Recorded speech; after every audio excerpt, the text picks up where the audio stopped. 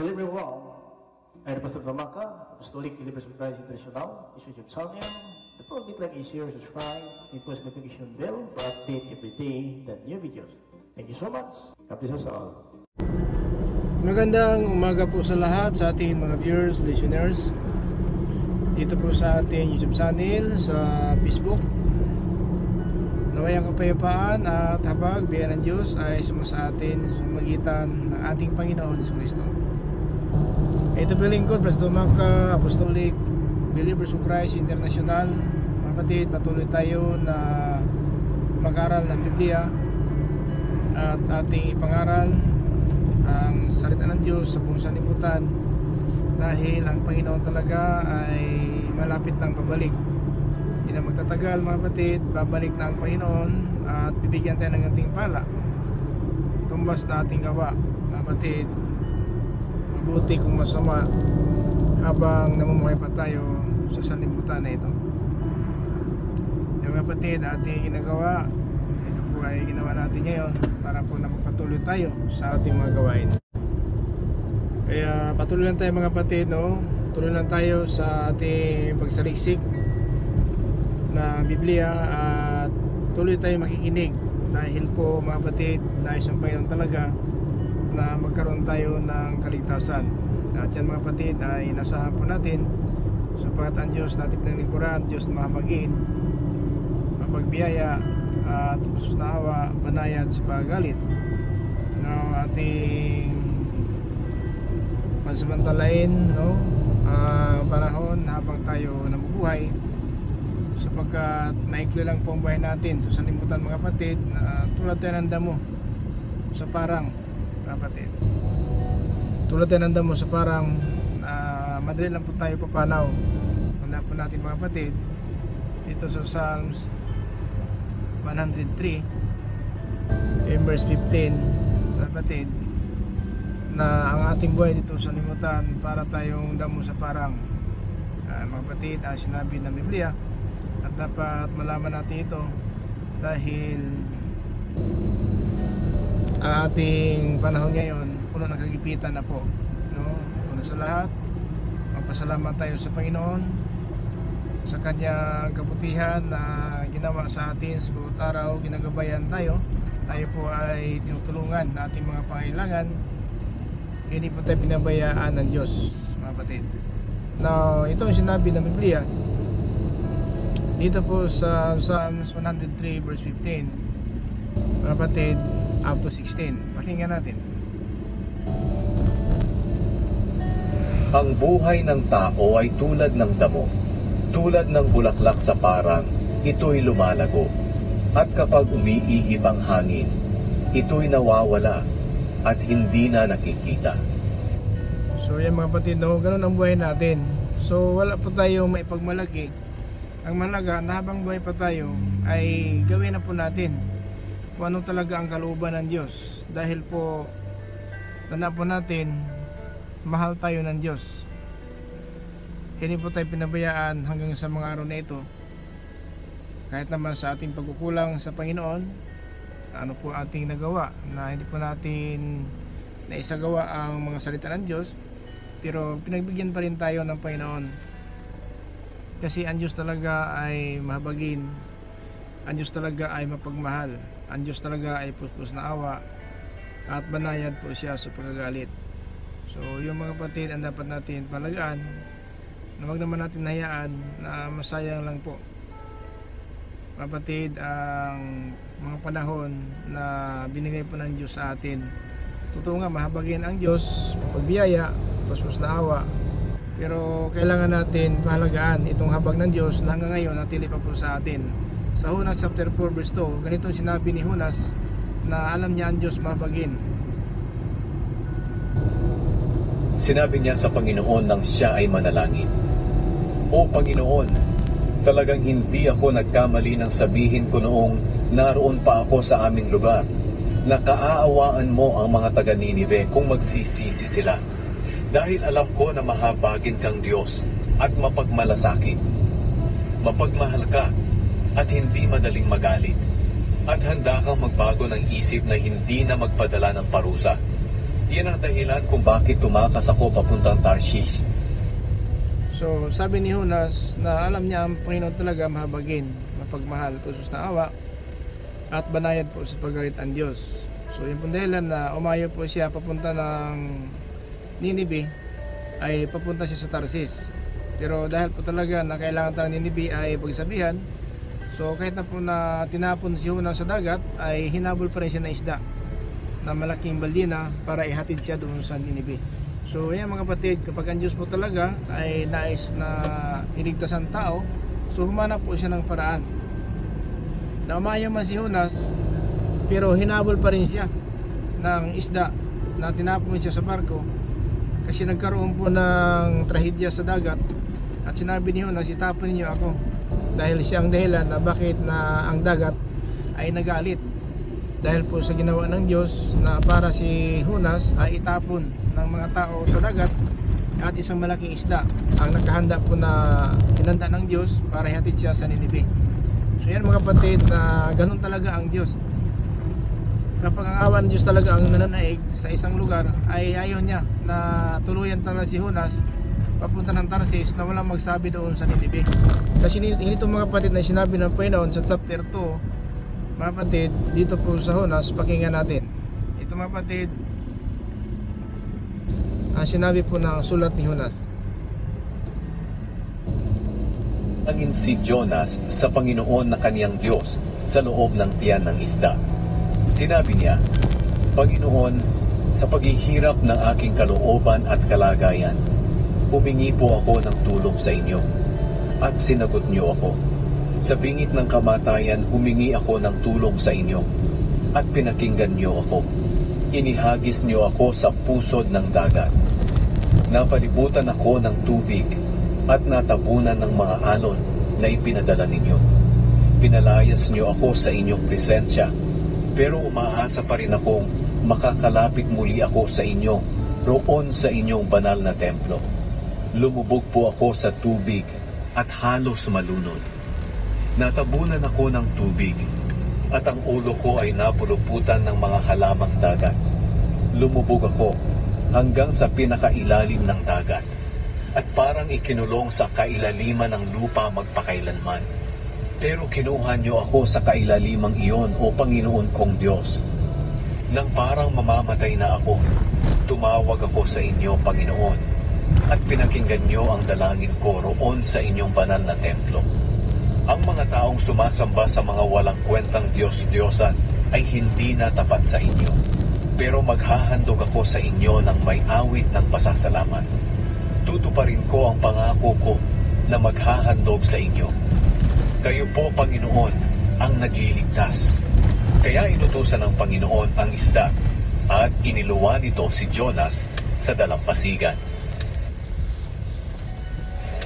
Ikatlong kabanata. Pumunta si Jonas sa Ninive. Muling nagsalita ang Panginoon kay Jonas. Sinabi niya, pumunta ka agad sa Ninive, ang malaking lungsod, at sabihin mo sa mga taga roon ang ipinapasabi ko sa iyo.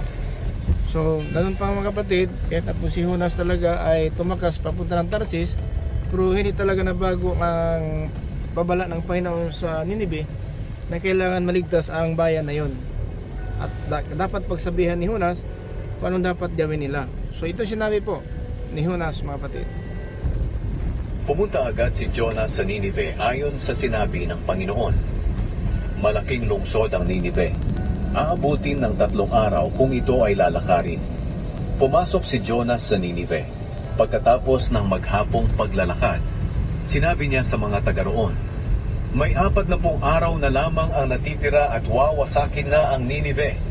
Naniwala ang mga taga roon sa pahayag na ito mula sa Diyos. Kaya lahat sila mula sa pinakadakila hanggang sa pinakaaba ay nagsuot ng damit na panluksa at nag-ayuno upang ipakita ang kanilang pagsisisi. So mga kapatid, dahil po sa sinabi ni Jonas, doon po sa lugar ng Ninive ay nanampalataya ang mga tao doon at nagdamit sila ng sako at nag-ayuno upang ipakita nila na sumampalataya sila sa babala ng Panginoon na 40 araw pa lang ay ilulubog na ang Ninive. So mga kapatid, sana po ang mga tao doon sa Ninibe noon ay tulad tayo ngayon. Sana po sumampalataya tayo na malapit na din ang pagpaparito ng Panginoon, kasi ayaw natin ng Panginoon talaga na mapahamak ang tao. Na ang Ninibe, almost 120,000 people ang laman ng Ninibe. At dahil ayaw po ng Diyos talaga tuluyan niya ilulubog ang Ninibe, ay sinuko niya si Jonas na pagsabihan ng Ninibe na 4 na pong araw pa na ito talaga ay tinanggap ng mga tao, at nagsisi talaga sila, naniwala sila sa sabi ni Jonas. Naniwala ang mga taga roon sa pahayag na ito mula sa Diyos. Kaya lahat sila mula sa pinakadakila hanggang sa pinakaaba ay nagsuot ng damit na panluksa at nag-ayuno upang ipakita ang kanilang pagsisisi. So yan po mga kapatid, sana po ipakita natin pagsisi ngayon, ibig sabihin pagtalikod sa ating mga kasalanan, kasi ayaw talaga ng Diyos mapahamak ang tao. Yung talaga sinabi niya sa 2 Peter chapter 3 verse 9 na hindi po nagpabaya ang Panginoon sa kanyang pangako ayon sa kalan ng iba. Subalit ang Panginoon ay nagpakumbaba. Mga kapatid, huwag naman natin sayangin at huwag natin abusuhin ang pagpakumbaba ng Diyos sa atin. 3:9, pakinggan natin sa 2 Peter. Ito po sinabi ni Apostol Pedro. Hindi nagpapabaya ang Panginoon sa pagtupad sa pangako niya, gaya ng inaakala ng ilan. Ang totoo, binibigyan lang niya ng pagkakataong magsisi ang lahat sa mga kasalanan nila, dahil ayaw niyang mapahamak ang sinuman. Ang araw ng Panginoon ay darating na tulad ng isang magnanakaw. Sa araw na yon, biglang mawawala ang kalangitan na may nakakapangilabot na ugong. Masusunog ang lupa at mawawala ang lahat ng nasa lupa.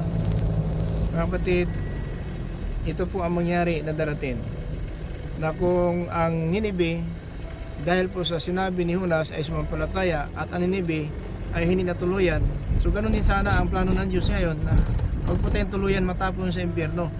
Pero mawala talaga langit at lupa dahil po sa tindi ng init. Masusunog ang lahat ng bagay, lahat ng nakita natin dito sa limutan. Na ang Ninibe, dahil po mahal ng Diyos talaga, mga kapatid, ang Ninibe talagang isinuko po niya si Jonas para po napagsabihan lang po ang Ninibe. Now dito sa verse 6, pakinggan natin sa Jonas chapter 3 verse 6. Sapagkat nang mapakinggan ng hari ang mensahe ni Jonas, tumayo siya mula sa kanyang trono, inalis ang kanyang balaban, nagsuot ng damit na panluksa, at naupo sa lupa upang ipakita ang kanyang pagsisisi.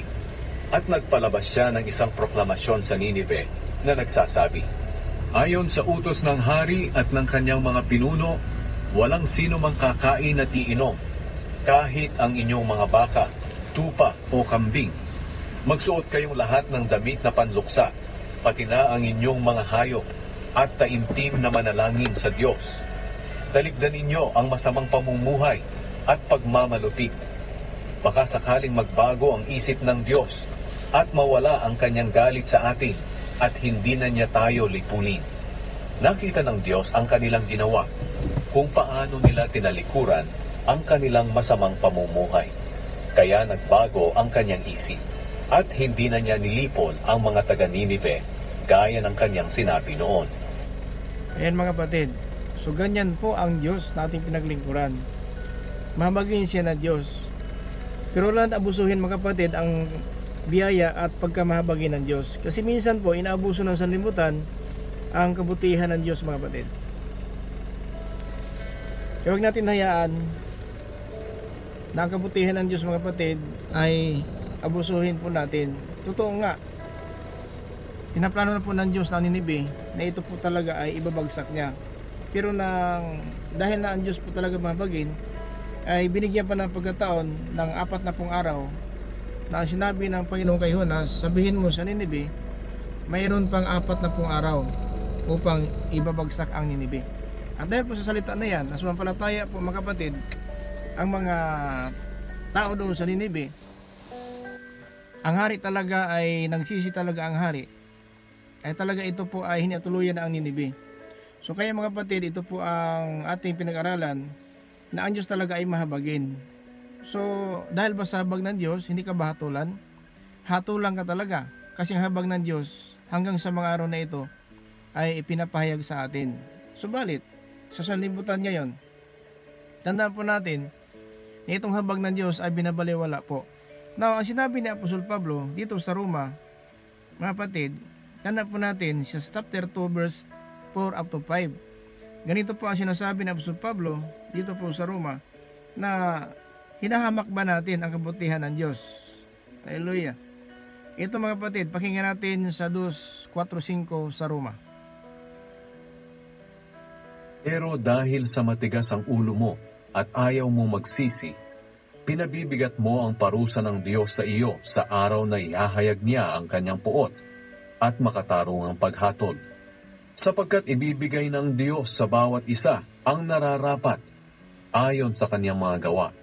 Bibigyan niya ng buhay na walang hanggan ang mga taong nagpapatuloy sa paggawa ng mabuti, na ang hangad ay makamta ng karangalan, papuri mula sa Diyos at buhay na walang kamatayan. Dito mga kapatid, ang Ninibe, ito po ay malaki na lungsod. Ang laman ng Ninibe, 120,000 people. No? Entire in Ninibe is 120,000 people. Pero mga kapatid, kahit na po, galit na po ang Diyos sa mga taga Ninibe, pero si Jonas ay isinugo niya para hindi matuluyan, kasi ang mga tao doon hindi marunong magbulay-bulay. Ang mga tao doon, puro na lang pandaraya mga kapatid, ang mga tao doon. No? Pandaraya na lang ang ginawa ng mga tao doon. Pakinggan natin sa Jonas 3 in verse 7 up to 9. At nagpalabas siya ng isang proklamasyon sa Ninive na nagsasabi, ayon sa utos ng hari at ng kanyang mga pinuno, walang sino mang kakain at iinom, kahit ang inyong mga baka, tupa o kambing. Magsuot kayong lahat ng damit na panluksa, pati na ang inyong mga hayop, at taimtim na manalangin sa Diyos. Talikdan ninyo ang masamang pamumuhay at pagmamalupit. Baka sakaling magbago ang isip ng Diyos at mawala ang kanyang galit sa atin at hindi na niya tayo lipulin. So ito po sinabi ng hari sa Ninibe na talikuran na ang masamang pamuhay at pagmamalupit. So ganoon pala ang mga tao sa Ninibe, masama ang pamuhay at malupit sa kanyang kapwa. So mananakaw, yung hindi kanyang hayop, kinuha. So malupit po at sa masamang pamuhay ang Ninibe. Ayun po nakita ng Diyos, at dahil po sa kahit na po kung masama ang pamuhay ng mga tao sa Ninibe, ay pinadala niya si Jonas doon. Pero kahit na po si Jonas talaga ay pinadala sana ng Panginoon doon sa Ninibe, ay hindi po siya sumunod at nagbago ang isip ni Jonas at sumakay ng barko papunta ng Tarsis. Pero hinabol pa rin siya ng isda at hinabol pa rin siya ng Panginoon sapat ayaw ng Panginoon matuluyan ang Ninibe. So ang sabi ng Panginoon, may 4 na pong araw pa ilulubog na ang Ninibe. So mga kapatid, ang mga tao sa Ninibe na nakarinig sila ng sinabi ni Jonas dito sa chapter 3 verse 2, pakinggan natin. Sinabi niya, pumunta ka agad sa Ninive, ang malaking lungsod, at sabihin mo sa mga taga roon ang ipinapasabi ko sa iyo. Pumunta agad si Jonas sa Ninive ayon sa sinabi ng Panginoon. Malaking lungsod ang Ninive. Aabutin ng 3 araw kung ito ay lalakarin. Pumasok si Jonas sa Ninive. Pagkatapos ng maghapong paglalakad, sinabi niya sa mga taga roon, may 40 araw na lamang ang natitira at wawasakin na ang Ninive. Naniwala ang mga taga roon sa pahayag na ito mula sa Diyos. Kaya lahat sila mula sa pinakadakila hanggang sa pinakaaba ay nagsuot ng damit na panluksa at nag-ayuno upang ipakita ang kanilang pagsisisi. So ganun po no, so kahit na po ang Ninibe masama ang pamuhay nila, sila talaga ay malupit sa kanyang kapwa, pero na napakinggan nila si Jonas, na sinabi ni Jonas, mayroon pang 40 araw. Na mga kapatid, ang Biblia nagpapatunay na may impyerno talaga. Now ang Ninibe, 40 araw na lang, ilulubog ang Ninibe. Pero dahil po sa nananampalataya, kahit masama pong pamuhay nila, malupit sila klang kapwa, pero nagkaroon sila ng pagsisi. Nagsuot ng sako, at sila po talaga ay nagsisi sa harapan ng Diyos. Now ngayon mga kapatid, halos araw-araw, ang salita ng Diyos ay talagang mapakinggan natin. So saan ka man magpunta, nakapo sa social media, sa YouTube, sa Facebook, ang salita ng Diyos nandyan na po. Nakala siguro natin itong Facebook, YouTube, ang tao lang po ang nag-create dito. Hindi po magkaroon ang tao ng YouTube o Facebook na channel kung hindi po ang Diyos nagbigay ng karunungan ng tao. Lahat po ng karunungan, karangalan, kapangyarihan ng tao ay galing po sa Diyos. Now, alam ba natin, itong Facebook, YouTube, na ito po ay na-create ito sa sanlibutan sapagkat may plano ang Diyos. Hindi po, mga kapatid, ang mga bagay sa limutan ay sabihin natin na tili kung hindi po ito'y kalooban ng Diyos. Now, alam ba natin itong Facebook, YouTube, na ito talaga ay pinagsamantalaan ng sanlibutan, na ito po ay nakakabenepisyo po sila. Mayroon silang mga paraan upang lang na maka-viewer sila. Kahit malaswa na po sa YouTube, sa Facebook ay nakapost po diyan para lang po na makaani sila ng mga sari-saring komento at reaksyon. At dahil diyan, magkaroon sila ng revenue o sabihin natin subscriber. Pero hindi naman yun lang ang mapatid, plano noon ng sanlibutan na ang mananaig na yun na lang ang gagamitin ang Facebook, YouTube na para lang po sa pangsarili. Ang YouTube naman, ito po ay na-create ito ayon po sa kalooban ng Diyos para mapapangaral natin ang mensahe ng Diyos, para maparating natin ang mensahe ng Diyos sa buong sanlibutan. Kasi alam ng Panginoon sa panahon na ito, ang YouTube at saka Facebook, ito talaga ay mapagkitaan ng mga tao. Na ibig sabihin, mapakinabangan ng tao. Pero ano ba talaga ang plano natin? Hanggang lang ba sa sanlibutan na ito? Hindi naman siguro tama. Kung ating plano sa sanlibutan na ito, hanggang lang po sa sanlibutan na ito, dapat din ang plano natin para po sa kaligtasan. Na hindi naman masama kung may Facebook ka, may YouTube ka. Pero gamitin mo lang sa tamang paraan. Huwag gamitin ang Facebook, YouTube para po sa malaswa na paraan, nakakasira po no, sa ating imahin. So dapat gamitin ang Facebook, YouTube na para po sa karangalan ng Diyos. Ganoon lang po yan mga kapatid. Pero kung gamitin natin ang Facebook, YouTube sa masama po na paraan, hatulan tayo ayon sa ating kasamaan. Pero kung ginagamit natin ang Facebook, marami po nagpo sa Facebook ng Word of God. No? Pinaparating po sa atin ng Diyos sa pamitan ng Facebook ang kanyang salita para mapaghandaan po natin ang araw na ating pagharap sa hukuman. Na wala naman tayong pinagmalaki. Wala po tayong pinagmalaki, wala po tayong sinisira. Kung ano man ang ating katayuan dito sa libutan, alam po ng Diyos, wala nang katago po. Pero tanda po natin na itong YouTube at saka Facebook, ginagamit natin ito na sana po maparating natin ang mensahe ng Diyos na kahit po si Jonas, kinain po ng malaking isda, pero hinatid pa rin siya sa lugar ng Ninive para mapatuloy at matuloy ang plano ng Diyos na sana hindi matuluyan ang Ninive. Kasi nakita ng Diyos ang Ninive na talagang masama ang kanilang mga ginagawa. Masama. Bakit? Sila po mga kapatid, tanda po natin, malupit ay po sa 3:8 sa Jonas. Magsuot kayong lahat ng damit na panluksa, pati na ang inyong mga hayop, at taimtim na manalangin sa Diyos. Talikdan ninyo ang masamang pamumuhay at pagmamalupit. So, malupit, masamang pamumuhay ang Ninive. Pero masama ba sila? Pinabayaan ng Diyos? Kasi ang Diyos ang hatol. Sige, magpatuloy lang kayo. Hatulan ko naman kayo. Pero hindi naman, awa pa rin ng Diyos ang nananaig. Kasi kung hindi nang tawa at makasalanan po sila talaga ay malupit sa kanilang kapwa. Kung wala pa ang habag ng Diyos at ang biyaya ng Diyos, hindi na sila padalhan doon kay Jonas.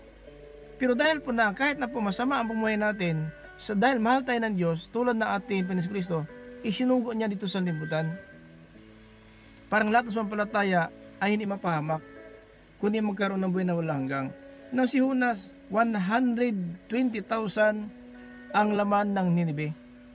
Pero mga kapatid, dahil ba na masama na talaga sila, pinabayaan ng Diyos? Hindi po. Kahit na po na tinapon si Jonas sa dagat, kasi umayaw si Jonas, ayaw ng Diyos talaga na matuluyan ang Ninive. Gusto ng Diyos na padalhan muna ng mensahe bago hatulan ang Ninive. So kaya ang sabi dito sa verse 9 up to 10, Makasakaling magbago ang isip ng Diyos at mawala ang kanyang galit sa atin at hindi na niya tayo lipunin. Nakita ng Diyos ang kanilang ginawa, kung paano nila tinalikuran ang kanilang masamang pamumuhay. Kaya nagbago ang kanyang isip at hindi na niya nilipon ang mga taga-Ninive gaya ng kanyang sinabi noon. Di ba? Ang tanong ngayon, talaga bang desisyon na po tayo? Talaga na tayo talaga ay na may takot na po sa Diyos? Tayo talaga na masama? Tayo ba talaga na nangaapi ng kapwa? Talagang iniwanan na po natin yung mga gawain na yan? So hanggang ngayon mga kapatid, ang mensahe ng Diyos natili pa po sa atin. Hindi pa tayo pinarusahan kaagad. Ang Ninibe, masama ang pamuhay nila. Sila po talaga ay nangapi ng kapwa. Pero dahil ba sa ganyan, pinabayaan ng Diyos? Hindi po. Si Jonas nga umayaw. Ang sabi ng Panginoon sa Jonas, chapter 1, in verse 1, up to 17. Pakinggan natin mga kapatid, dito sa Jonas, kung ano po ang plano ng Diyos na sinabi niya kay Jonas. Nagsalita ang Panginoon kay Jonas na anak ni Amitay. Sinabi niya, "Pumunta ka agad sa Ninive, ang malaking lungsod, at bigyan mo ng babala ang mga taga roon, dahil umabot na sa aking kaalaman ang kanilang kasamaan." Pero tumakas agad sa Panginoon si Jonas at nagpa siyang pumunta sa Tarshish. Pumunta siya sa Joppa at nakakita siya roon ng barkong paalis, papuntang Tarshish. Kaya nagbayad siya ng pamasahe at sumakay sa barko kasama ng mga tripulante at ng iba pang mga pasahero upang tumakas sa Panginoon. Nang nasa laot na sila, nagpadala ang Panginoon ng napakalakas na hangin at halos mawasak na ang barko. Kaya natakot ang mga tripulante, at ang bawat isa sa kanila ay humingi ng tulong sa kani-kanilang Diyos. Itinapon nila ang kanilang mga kargamento sa dagat para gumaan ang barko. Si Jonas naman ay nakababa na noon sa ilalim na bahagi ng barko. Humiga siya at nakatulog ng mahimbing. Pinuntahan siya ng kapitan ng barko at sinabi sa kanya, "Nagagawa mo pang matulog sa ganitong kalagayan? Bumangon ka at humingi ng tulong sa iyong Diyos. Baka sakaling maawa siya sa atin at iligtas niya tayo sa kamatayan." Nag-usap-usap ang mga tripulante. "Magpalabunutan na lang tayo upang malaman natin kung sino ang dahilan ng pagdating ng sakunang ito sa atin." At nang magpalabunutan na sila, nabunot ang pangalan ni Jonas. Mga batid, ito ang ginawa ni Jonas. Gusto ni Jonas takas doon sa Tarsis. Ayaw niyang pumunta sa Ninibe, sapagkat alam ni Jonas na ang Diyos mahabagin. Ang Diyos mapagbiyaya. Pero hindi pwede na si Jonas na nakakaalam, mahabagin ang Diyos, na hindi malaman ang Ninibe ang kailang ginawang kasalanan. So kahit alam ni Jonas na ang Diyos mahabagin ang ating pinaglingkuran, pero hindi pwede na hangin lang po sa ating haka-haka na hindi po mapatunayan ng mga tao. Kaya kahit na po tumakas si Jonas, hindi siya nakaligtas. Sa malaking sakuna sa dagat ay pinalaki ng Panginoon ng alon para po yung sakayan ni Jonas ay ito po talaga ay mapinsala. At dahil nagpalabutan ang mga tripulante, si Jonas talaga ang nabunot nila, na siya ang dahilan kung bakit nagkaroon sila ng trahedya sa kalagitnaan ng dagat. So ganun po ang Diyos. Kasi po, ayaw ng Panginoon talaga na hatulan tayo, na inosente po tayo. So pinarating po sa Ninibe ang mensahe ng Diyos. 40 araw pa, ilulubog na ang Ninibe. Na kung ilulubog ng Panginoon yun na hindi pinagsabi ni Jonas, paano magsisi ang mga tao? Na kung hatulan tayo agad ng Diyos nga sa ating pagkamakasalanan, di ba impyerno tayo? Tulad ng Ninibe, ituluyan ng Panginoon yung kaagad na hindi pa sabi ni Jonas, wala magsisi. Di ba? Tayo naman ngayon, kung patayin tayo kaagad ng Diyos dahil po siya makapangyarihan sa ating pagkamakasalanan, paano makamtan natin ang habag ng Diyos? Paano makamit natin ang biyaya ng Diyos? Hindi talaga. Pero dahil nahabag tayo, biyaya tayo, pinaparating sa atin ang biyaya. At ang biyaya na ito nagtuturo sa atin sa pagtalikod sa makamundong pamumuhay pagnanasa at masamang pamumuhay, kundi mamuhay tayo dito sa mundo na ito na makadiyos maayos at matuwid. Yan po sinabi po ni Tito sa Kabanata 2, talata 11 hanggang po sa 12. So ganyan mga kapatid ang plano ng Diyos. So ngayon, sabihin natin dahil makasalanan tayo, wala namang pag-asa. Hindi po, mabagin ang Diyos. Pero tanda po natin na impyerno po. Na kung 40 araw, dahil po sinabi ni Jonas, ay nanampalataya ang mga taga Ninibe at nagdamit ng sako, bata, matanda, so sabihin natin, babae, lalaki, pati ang hari, nag-declare po siya na kailangan magsisi ang Ninibe, magsuot ng sako. Hayop, pati hayop, walang kakain, walang inom sa loob ng 40 araw. Mga kapatid, kahit ngayon nga, isang araw lang pag-ayuno, mahirapan na po ang tao. Pero ang Ninibe, 40 araw, walang kakain, walang inom, hayop, pati ang mga tao. Mga kapatid, napakaliwanag po ng Biblia. Pati mga tao sa Ninibe, hayop man, walang, mga kapatid, kakain at inom. Sapagkat nang mapakinggan ng hari ang mensahe ni Jonas, tumayo siya mula sa kanyang trono, inalis ang kanyang balabat, nagsuot ng damit na panluksa, at naupo sa lupa upang ipakita ang kanyang pagsisisi. At nagpalabas siya ng isang proklamasyon sa Ninive na nagsasabi, ayon sa utos ng hari at ng kanyang mga pinuno, walang sino mang kakain at iinom, kahit ang inyong mga baka, tupa o kambing.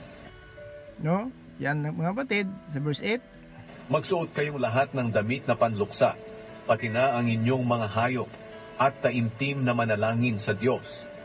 Talikdan ninyo ang masamang pamumuhay at pagmamalupit. Ito po ang sabi ng hari. Pero mga kapatid, iba na ngayon ang panahon. No? Iba ngayon sa panahon natin.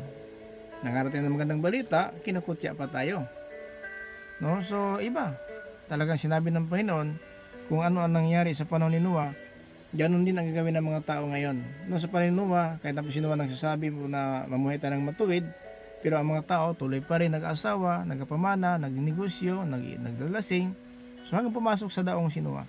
So ganun sabi ng Panginoon sa Matthew 24 verse 37, na kung anong ginawa ng mga tao sa kapanahon ni Noah, ganun din ngayon ang gagawin ng mga tao. Pero ang Ninibe, sila po ay nanampalataya sa sabi ni Jonas. No? Salita lang ni Jonas, hindi pa nabasa nila ha. Nagsalita lang si Jonas. Ngayon pa, mababasak talaga natin. Itong Biblia talaga, alam natin. Ito yung nakasulat, sumagitan ng Espiritu ng Diyos. Si Jonas po nagsalita lang doon sa Ninibe. Hindi siya nagbukas ng Biblia. Nakasulat na ito sa Biblia. Para bilang babala sa atin ngayon, at malalaman natin kung gaano kaganda at kalaki ng biyaya ng Diyos sa atin. Gaano kapag magkumbaba ang Diyos, gaano pagkamahabagin ang Diyos sa atin. Pero minsan inabuso talaga ng panahon. Pero hayaan po natin, wala tayong magawa. Basta ang ating ginagawa, pangaral natin ang kabutihan ng Diyos, na ito talaga ay hanggang ngayon ay natili pa po sa limutan ang biyaya ng Diyos sa atin. Na nagsuot ng sako, nagdeclare ang hari sa Ninibe na walang kakain, walang iinom. Tandaan po natin na 40 araw. Talagang kung sabihin natin ngayon, kaya ba natin kumain? Siguro walang kain ng isang linggo. Siguro mahirapan na tayo. Pero ang Ninibe, 40 araw. Walang kakain, walang inom, at hindi tao lang, pati mga hayop, mga bakang, mga kambing, kung mga tupa, anuman ang nasa kanila. At ang mga hayop, sinuotan din ng damit ng sako. Para makita ng Diyos na lahat ng lugar ng Ninibe talagang nagsisi. Pati hayop, hindi pwede kumain, hindi pwede uminom, at sinuotan din nila ng damit ng sako. Para isang, sabi natin, katunayan na nagsisi na po ang mga tao sa Ninibe. At ganoon man, ay binawi ng Diyos. Dahil po, nakita ng Diyos talaga ang kanilang pagsisi. Nakita ng Diyos ang kanilang ginawa, kung paano nila tinalikuran ang kanilang masamang pamumuhay. Kaya nagbago ang kanyang isip, at hindi na niya nilipol ang mga taga-Ninive, gaya ng kanyang sinabi noon. Ngayon ang impyerno. Alam ng Diyos na sa ating pamumuhay, impyerno talaga ang punta natin. Alam ba natin? Baka hindi natin alam. Pero alam ng Diyos na kapag namatay tayo, impyerno talaga ang punta natin. Kasi sa panahon natin ngayon, kahit na po ang mensahe ng Diyos, araw-araw po ito, kung pupunta ka sa Facebook, mayroong salita ng Diyos, pupunta ka sa YouTube, may salita ng Diyos. Karamihan ng tao ngayon nakapokus sa YouTube, nakapokus sa Facebook. Trabaho, doon ka sa kumpanya, nasa tabi mo lang ang salita ng Diyos. Nandoon po ang lingkod ng Diyos sa tabi mo, brother, sister. Minsan, pinagsabihan natin sila na nakarinig tayo ng mga salita na talagang hindi po kaaya-aya sa panahon ng Diyos. So pinagsabihan ng brother, hindi talaga pwede yun na kagad ka humatol, kagad ka manira ng kapwa mo, kagad ka na magalit sa kapwa mo, di ba? Hindi pwede yun, di ba? Kahit saan ka, sakay ka ng train, o mayroon mga tao doon nagdala ng Biblia, kahit na sabihin natin, gusto lang makinig ka lang ng Biblia. huwag ka magbigay ng pira kung yung pake nila ay magkapira, hayaan mo sila kung yun ang pake. Basta importante yung salita ng Diyos sa Biblia, napakinggan mo. Hayaan natin kung nag-purpose na nagtayo sila ng samahan para magkapira, para maging mayaman, basta makinig ka lang ng aral ng Diyos. Huwag mo na, sila naman hatulan ng Diyos, hindi naman tayo hatulan. Basta importante, napakinggan mo ang aral ng Diyos. No? Sabi sa Pablo, hindi naman bali, kung may nangaral sa kanilang masamang hangarin, basta napangaral si Kristo. Ayon po sa Pilipos, mga kapatid, Kabanata 1, no? Na ito po ay sinabi ni Apostol Pablo na kahit na kung may nangaral talaga sa ibang intensyon, pero ang sabi sa Pablo, okay lang. Basta lang na mapangaral si Kristo. So, ang ibig sabihin, kahit sa anong paraan ginawa ng sanlibutan na mapangaral ang salita ng Diyos, ginamit ito na magkapira sila, maging mayaman sila, mayroon man nangaral na para po sa kabutihan. So, kahit akong, ito si pastor talaga, pira-pira ito, wag ka lang magbigay, makinig ka ng aral sapagkat ginagamit ang Biblia. So, yung sinabi sa Biblia, yun ang sundin natin. Yun po ating gawin. Huwag mo na huwag matulong si pastor na pira-pira lang ito si pastor. May malaki itong eskwelahan, mayroon itong McDo, mayroon ba itong mga sabihin natin kayamanan na nakita natin. So hayaan na po natin kasi yun ang paraan nila. Pero importante, yun napakinggan mo. Yung salita ng Diyos napakinggan mo, yun ang palagaan mo. Huwag mo lang tingnan yung kanyang sabihin natin plano na para maging mayaman, hihingi siya ng kapo, magbigay ng kapital sa mga membro para sa bawat linggo, malaki ang pira niya, magtayo siya ng ano bang gusto niya itayo, magtayo ng gym, magtayo ng simbahan, magtayo ng malaki ano pa, hayaan mo. Kasi yun talaga ang kanilang plano. Pero ang sentro, yung nasa Biblia na napakinggan mo, yun ang tanggapin mo. Huwag mo hatulan siya na masama itong plano ito. Gusto lang ito pira-pira. Huwag mo nang hatulan kasi may hatol pa po na parating. Ang Diyos pong umatol. Basta kung anong pinapangaral, anong sinulat sa Biblia at tanggapin mo yung tama. Huwag mong tanggapin yung nagbasa ng Biblia na wala naman, hindi naman yun ang ibig sabihin ng Biblia. Kaya may pag-unama po tayo. So ganun, na ang Ninibe, napakaganda po kahit 4 na pong araw na lang. Ngayon mga kapatid, iba na ngayon. Ang sabi ng Panginoon, kahit anghel, kahit ang anak, maliban sa ama, ang nakakaalam. Punta tayo sa Mateo in chapter 24:36 up to 39. Ganito po ang sinabi ng Panginoon at nakita ng Panginoon ang mga darating na mga panahon kung ano ang mangyari ng sanlibutan, kung ano ang mga ugali ng tao. Pakinggan natin sa 24:36 to 39 dito po mga kapatid sa Mateo. Pakinggan natin ang sinabi ng Panginoon na ito talaga habang kasama ng mga apostol. Tungkol sa araw o oras ng aking pagbabalik, walang nakakaalam nito, kahit ang mga anghel sa langit o ako mismo na anak ng Diyos. Ang Ama lang ang nakakaalam nito. So, ang Ama lang ang nakakaalam nito. Now, ang Ninibe, 40 araw pa. Siguro kung magsabi ang Panginoon ngayon, 1 taon na lang mula ngayon, siguro magbilang tayo kaagad, ngayon April 6 ngayon, tandaan natin 1 taon na lang, mabalik na ang Panginoon. Siguro ngayon pa lang, wala na talaga ang mga tao, pero ayaw ng Diyos talaga na ang babala ng Diyos, ang hintay ng tao. Ang gusto ng Diyos, ang tao ang lalapit sa Kanya. Kaya ito ang sinabi niya, walang nakakaalam. Para mismo tayo po ang maghanda. So ang Ninibe, bakit nagsisi sila? Sapagkat 4 na pong araw pa. Pero kung itong sabihin ng Panginoon ngayon, siguro ngayon ang mga tao talaga, lahat na talaga ay makadiyos. Pero ang sabi ng Panginoon, hindi ipahintulot na may makakaalam nito. Tungkol sa araw o oras ng aking pagbabalik, walang nakakaalam nito, kahit ang mga anghel sa langit o ako mismo na anak ng Diyos. Ang Ama lang ang nakakaalam nito. Ayan. Pero ano pa ang sinabi ng Panginoon sa 37 to 39? Ito ang mangyari at ito po ang mga isipan at pamuhay ng tao. 37. Kung ano ang mga ginawa ng mga tao noong kapanahunan ni Noe, ay ganoon din ang gagawin ng mga tao sa pagdating ko na anak ng tao. Kung ano ang ginawa ng mga tao noong kapanahunan ni Noe, ay ganoon din ang gagawin ng mga tao sa pagdating ng anak ng tao. So nakita na po ito. So ilan lang na lang nakasakay sa daong? 8 tao lang. Bakit? Kasi mga tao nag-aasawa, nagiinom, o nagkapamana, Yun lang po ang isipan ng tao ngayon, hindi ba? Pag galing sa trabaho, kuha ng beer, kuha ng pulutan. Oh, ang pagsamba, paglinggo, humihilik ang tao. Ang pagsamba, wala po sa kanila. Pero trabaho, maaga pa hayadi, alas 4 pa gising na. Nakabaon na. Alas 4:30, darating na po ang sundo. Pero pagsamba, ang samba alas 9, alas 10, humilik pa ang tao. Di ba sinabi ng Panginoon na mga tao doon sa panahon ni Noah, kumakain lang nag-asawang nagapamana? 38. Ang mga araw na iyon, bago bumaha, ang mga tao'y nagsisikain, nagiinuman at nagsisipag-asawa hanggang sa araw na pumasok si Noe sa barko. Di ba? Sa ating panahon ngayon, masaya lang ang tao, may beer, may alak, may pulutan, may kasayahan. Galing sa trabaho, pagod sa trabaho, pagdating sa bahay, gusto lang makainom pa ng alak, bibili ng beer, pulutan, hanggang alas 12 ng madaling araw na.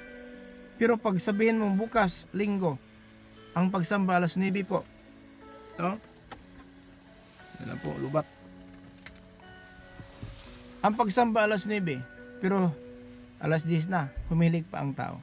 Di ba tama ang Panginoon Kristo sinasabi dito? Kung anong ginawa ng mga tao sa panahon ni Noah, ay ganun din ngayon. Di ba kahit na araw-araw makapag-post tayo ng mga video, makapag-live tayo, tinong viewers mo, 2-3. To God be the glory. 8 lang talaga ang nakasakay sa daong. Kaya mag-live tayo ngayon. Tinong viewers mo sa Word of God. Ilan ang viewers mo? 2, 3, 4. Pero maghubad ka. Buong sanlibutan ka agad, seconds pa lang nakarating na. Pero ang mensahe ng Diyos, nagbigay ng buhay na walang hanggang. 2 oras ka na nakapagbigay ng mensahe ng Diyos. Tingnan mo ang viewers mo. Dumadaan, wala. Hindi nila hanap ang salita ng Diyos. Hindi hanap nila ang kaharian ng Diyos. Ang hanap nila, mabusog sila, masaya sila. Ganun lang po ang sanlibutan. Ito po nakasulat sa Biblia. Kung anong ginawa ng mga tao sa panahon Noah, ganun ang gawin ng mga tao ngayon. Ang mga araw na iyon, bago bumaha, ang mga tao'y nagsisikain, nagiinuman at nagsisipag-asawa hanggang sa araw na pumasok si Noe sa barko. Diba? So, nangaral ba si Noe ng panahon niya? Nangaral po si Noe, mga kapatid. Nangaral po si Noe. 2 Peter chapter 2 in verse 5. Pakinggan natin na. Dito po, mga kapatid, nangaral po si Noe. No?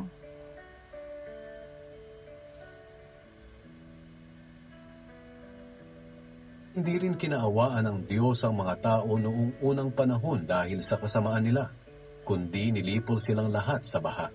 Tanging si Noe na nangaral tungkol sa matuwid na pamumuhay at 7 niyang kasama ang nakaligtas. Si Noe, nangaral po sa matuwid na pamumuhay. Pero ano ginawa ng tao? Nagkapangasawa, nagkapamana, naglalasing. Ano pa kaya ngayon? May drug addict, may drug pusher, may user, may nangalunya, may nakikiapid, may pumapatay, o may nanira ng kapwa, may mga bayot, may mga tumboy, nagsimisdiyusan. Pero sa pananawa, naglalasing. Wala pa rin silang panahon sa paggawa ng kabutihan. Ganito po ang aral ni Noah. Hindi rin kinaawaan ng Diyos ang mga tao noong unang panahon dahil sa kasamaan nila, kundi nilipol silang lahat sa baha. Tanging si Noe na nangaral tungkol sa matuwid na pamumuhay at ang 7 niyang kasama ang nakaligtas. Nangaral si Noe na matuwid na pamumuhay. Ngayon, hindi pinangarangan tayo, naghintay ng biyaya. Nangaral pa rin ang mga apostol sa matuwid na pamumuhay sapagkat naghintay tayo ng kaligtasan. Pakinggan na lang natin dito sa Tito, Kabanata 2, Talata 11-12. Pakinggan natin, tungkol po sa biyaya nito nagligtas sa atin. Naligtas ang daong si Noah. Pero ito ngayon, ang kaligtasan, bakit nakamtan? Pakinggan natin, biyaya nito nagtuturo sa atin. Ano? Tulad ni Noah, nagtuturo ng matuwid na pamumuhay. Pakinggan natin si Tito, chapter 2, 11-12. Pagkat ang biyaya ng Diyos na nagbibigay ng kaligtasan ay inihayag na sa lahat ng tao. Ito ang nagtuturo sa atin na talikuran ng kasamaan at makamundong pagnanasa. Kaya mamuhay tayo sa mundong ito ng maayos, matuwid at makadiyos. Ayan mga kapatid, si Noe, sa hindi pa dumating ang baha, nangaral din siya na matuwid na pamuhay. Tulad ni Noah. Nakita ng Diyos almost 100 years ginawa ang daong. Kasi nakipag-usap Panginoon, 500 years si Noah.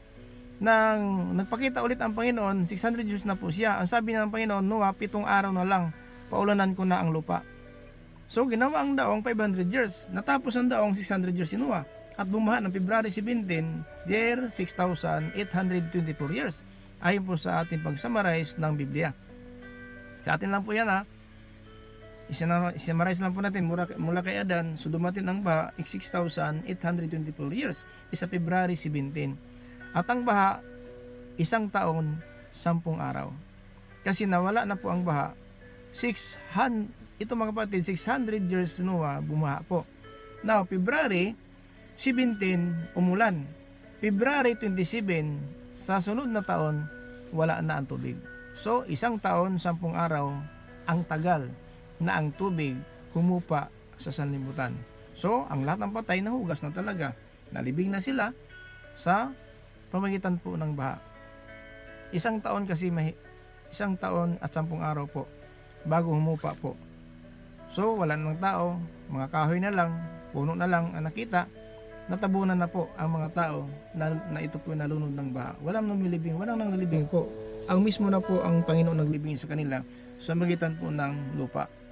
Dahil po sa 1 taon at 10 araw na tagal po ng tubig, talagang na sabihin natin na bulok na talaga ang katawan nila at saga natabunan na sila ng lupa. Kaya nang umusad na po ang daong, so nag-alin na lang si Noah sa Panginoon ng isang alay para po na talagang pinupuri niya ang Diyos na naligtas sila sa baha.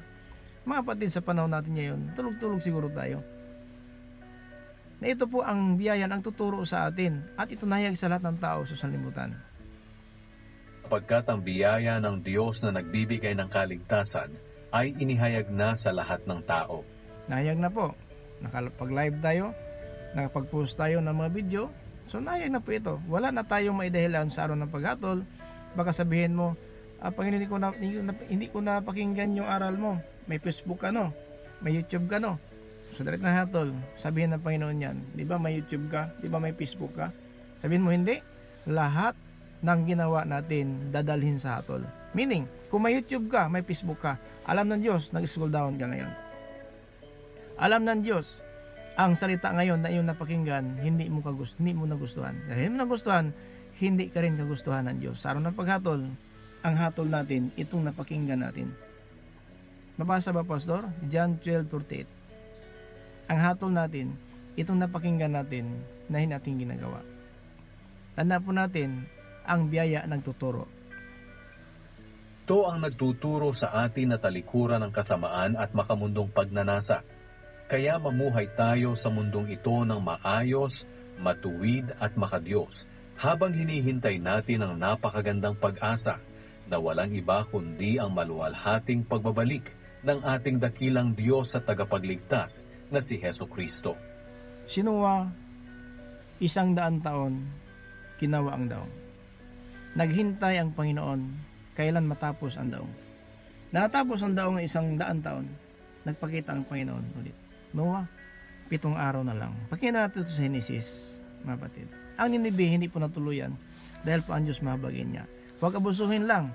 Chapter 7, verse 1 up to 7, dito po sa Genesis, mga kapatid. Ito yung sinabi ng Panginoon kay Noah.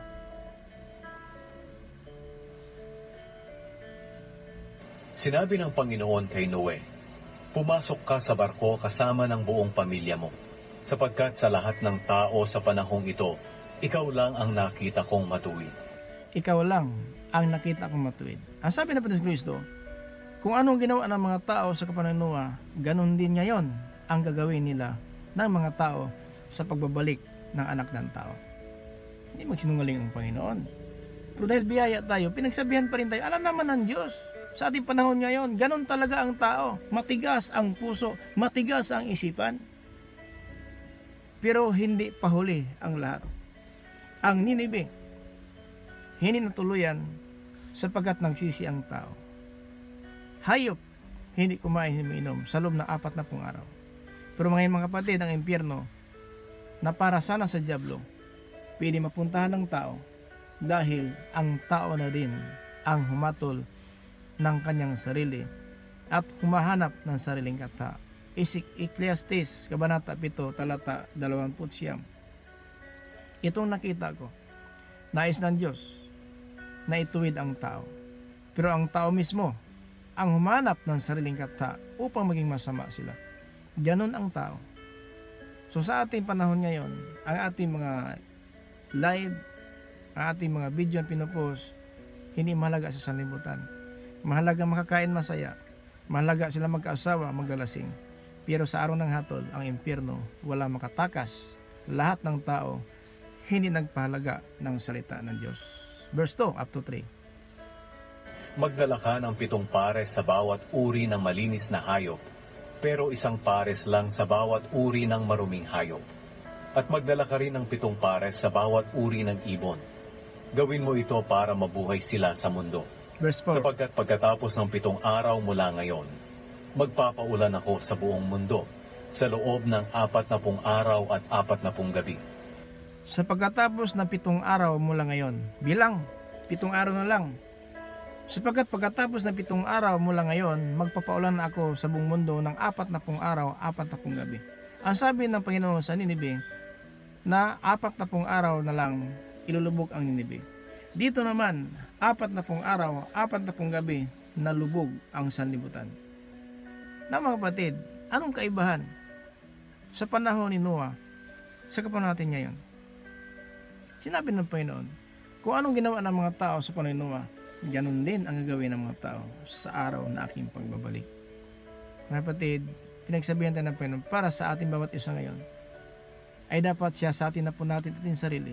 Ikaw ba ang tinutukoy o hindi? Kung ikaw, dapat magising na tayo. Dapat magising na tayo na sana po, huwag tayong tuluyan, impyerno ang punta natin. Sana po mga kapatid, ang ating puntahan ay hindi po, mga kapatid, yung nag-alab na apoy. Sana ang puntahan natin yung paraiso na nakahanda, na ito po ay ginawa ng Panginoon kay Adan at saka si Eva, na para po sana ang tao walang kamatayan. Pero dahil po sa dyablo, namatay tayo ngayon. Pero binawi na po ng Panginoon Kristo yan sa kamatayan sa itaas ng cross. Hebreo chapter 2 verse 14. Kung ang tao tinutukoy na anak ng Diyos, ang mga tao na may laman at dugo, naging tao si Jesus, upang sumilit ang kamatayan niya, ay lupigin ang kapangyarihan ng dyablo na siyang kamatayan. So buhay na tayo ngayon dahil po si Kristo muli na buhay na po. Pero mga kapatid, pahalagaan naman natin ang mga panahon. Itong salita ng Diyos na pakinggan natin kung ano talaga ang pinakamalaga. Verse 5 up to 7. Para mamatay ang lahat ng nilikha ko. Sinunod ni Noe ang lahat ng iniutos ng Panginoon sa kanya. Nasa 600 taong gulang na si Noe nang dumating ang baha sa mundo. Pumasok siya sa barko kasama ang asawa niya, mga anak na lalaki at mga manugang para hindi sila mamatay sa baha. Ay mga kapatid, ang biyaya ng Diyos, sana po nakatulong po sa atin ito. So tanda po natin, hindi sang-ayon ang Diyos na maparusahan tayo sa impyerno. Mahal tayo ng Diyos. Ang tanong, mahal mo ba ang Diyos? Kung mahal natin ang Diyos, patunayan natin.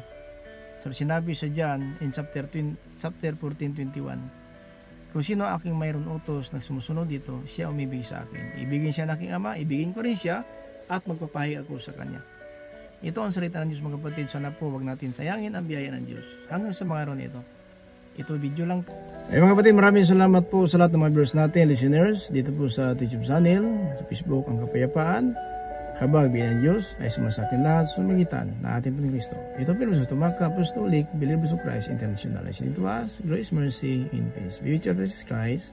Amen. Amen.